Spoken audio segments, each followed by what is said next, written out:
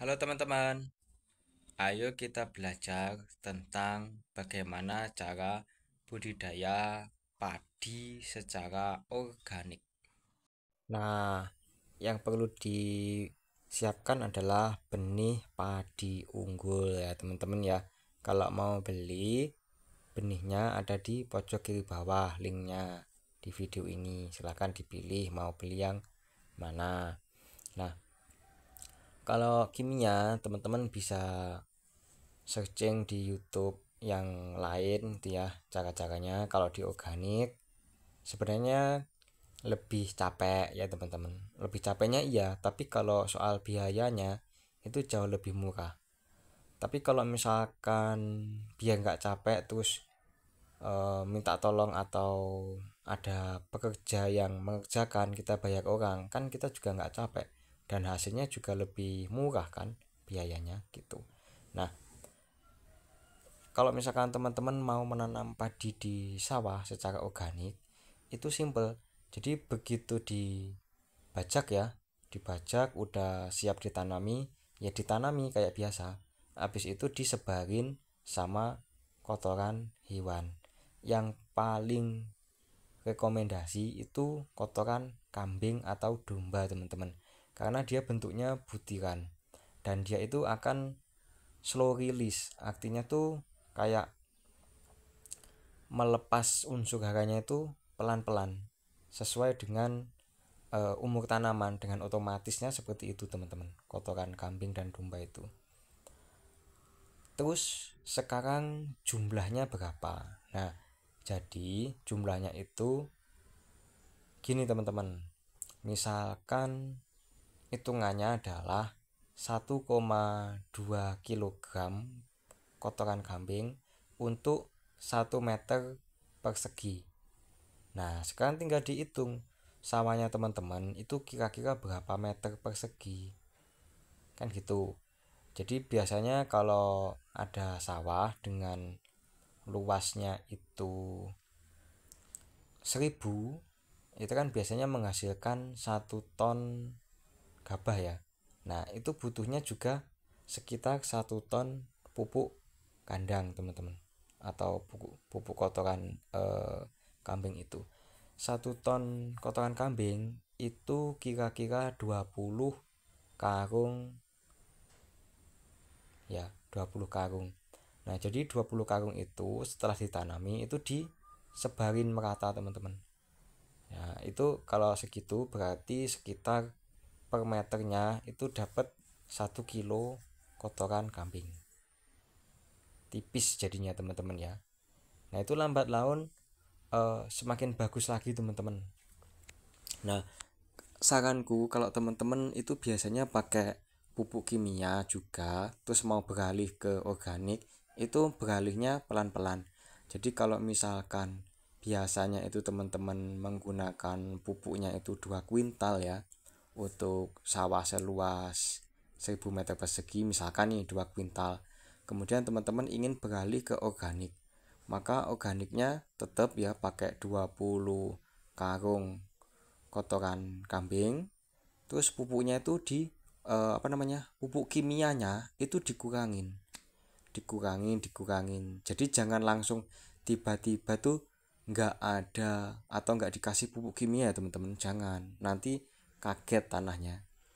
Jadi segala sesuatu itu berubahnya pelan-pelan aja nggak apa-apa. Jadi kayak misalkan 20 karung kotoran kambing ditambah 150 kilogram pupuk kimia. Kayak gitu teman-teman, jangan langsung enggak sama sekali.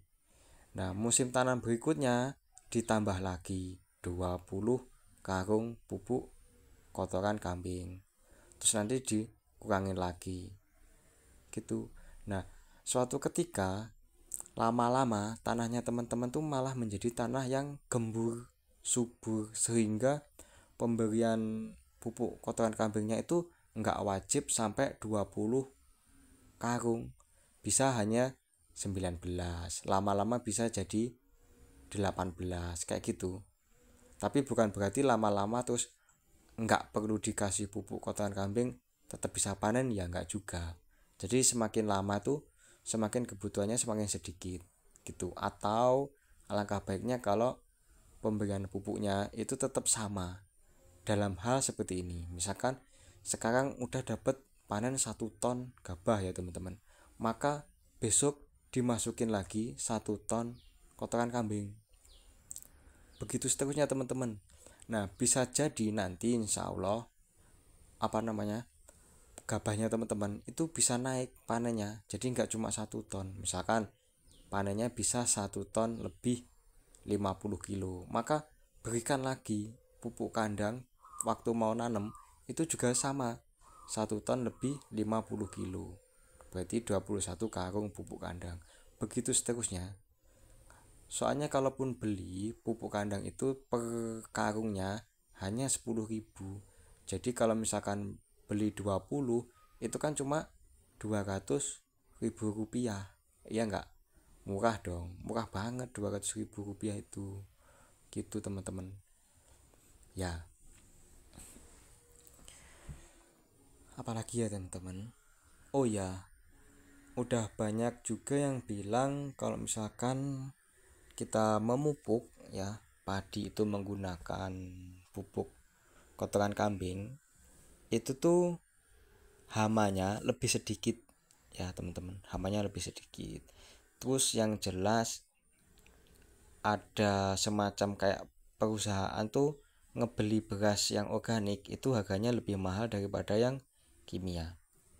Ya itu bisa aja karena ini sih, brand ya, brand merek. Tapi selain itu yang namanya organik itu tentu kandungan gizinya itu lebih bervariasi. Kenapa? Karena memang pupuknya itu kalau organik kan berarti dia itu NPK-nya itu lebih rendah, tetapi unsur yang lainnya itu lebih lengkap gitu loh. Makanya berasnya juga beda gitu teman-teman. Terus apalagi ya? Apalagi ya teman-teman ya? Ngobrol biasa aja lah. Oh iya, soal kesehatan nih teman-teman. Wah, kesehatan itu luar biasa. Kesehatan itu adalah aset yang mahal teman-teman. Udah banyak kan orang tuh yang sakit rela mengeluarkan banyak uang untuk sembuh, untuk sehat. Jadi kalau kalian sehat meskipun uangnya pas-pasan, disyukuri saja teman-teman. Karena banyak orang tuh yang kaya-kaya tapi punya penyakit itu ya nggak bisa sebahagia kalian yang sehat tapi uang pas-pasan, itu bener-bener gitu kayak teman-teman gitu. Yes, gitu dulu ya teman-teman. Terima kasih udah nonton, terima kasih udah memberi aku subscribe. Semoga teman-teman sehat selalu dan lancar rezekinya, bisa beli helikopter, gajinya naik 3 kali lipat. Dadah teman-teman.